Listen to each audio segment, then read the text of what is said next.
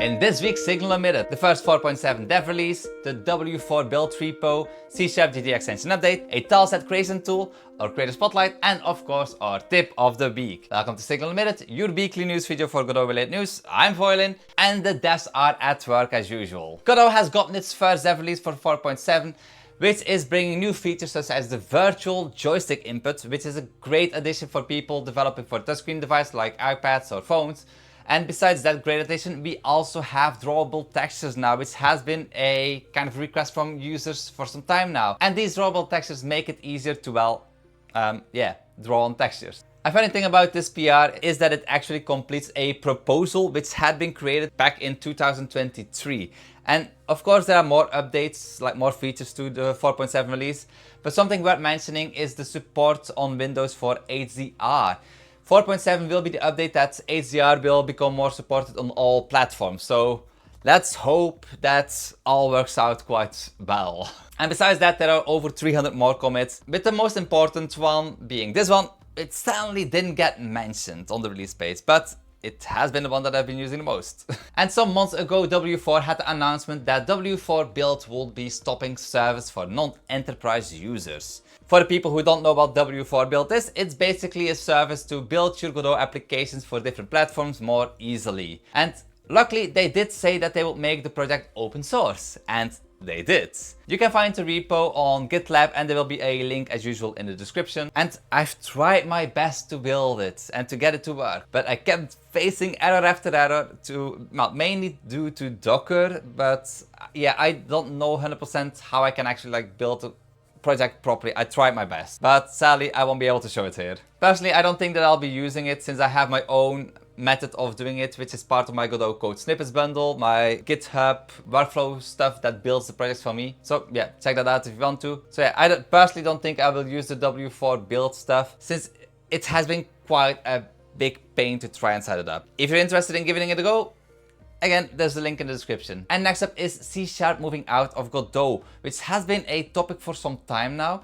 They want to move it into a GDExtension, and this has been something that they also discussed about in 2023 in this proposal, but it has yet to happen. The current progress seems to be this repo, but if you're waiting to start using C# as a GDExtension instead to have better support for everything, yeah, don't wait too much, because there's still no official information yet on an actual release, and right now C# still has issues with exporting to web, if I'm not mistaken. But yeah, we'll have to see what comes first, Godot 5 or a C# GDExtension. You can however try out this repo if you want to, and again, link in the description.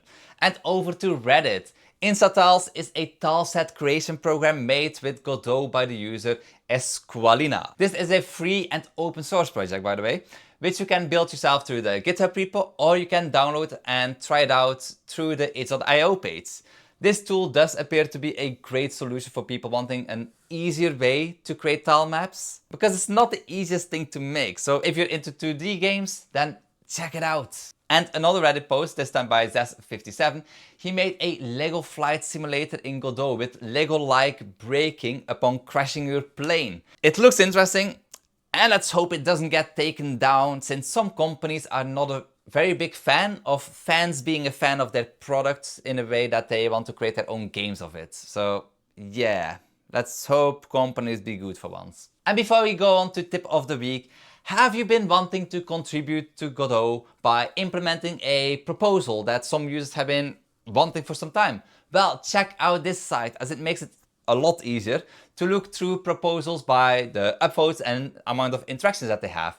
It's a great tool to see what may come in the future as well of Godot, like in the future versions. But take in mind, there is no guarantee that these items will actually get implemented at some point, because they're proposals after all, and they still need actual developers to implement them, which is not always an easy thing to find. Time is valuable. People don't have much time anymore. And it's already time for tip of the week. And I got another exciting one for you guys. Did you know that you can run scripts directly from the file explorer inside of Godot? It's actually quite simple. Make the script a tool, extend from editor scripts, and add a _run function with the stuff you want it to do when running the script.